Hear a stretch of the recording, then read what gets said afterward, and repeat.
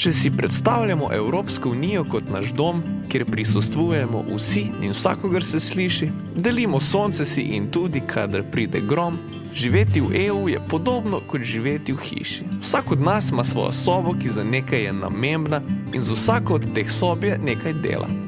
Čisto vsaka, ne glede na velikost, pa je pomembna in v hišnem svetu naj bi glas imela.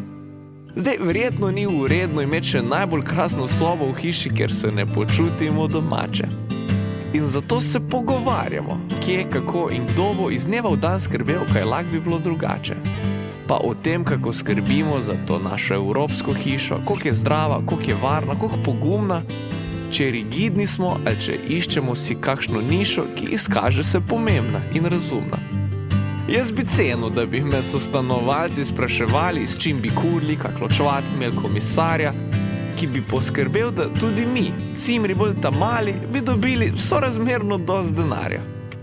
In zato so zdaj volitve, ta sestanek naše hiše, da povemo, kaj bi mi radi imeli, da se naš glas upošteva in zakone nove piše, da vsi v hiši bolje bi živeli.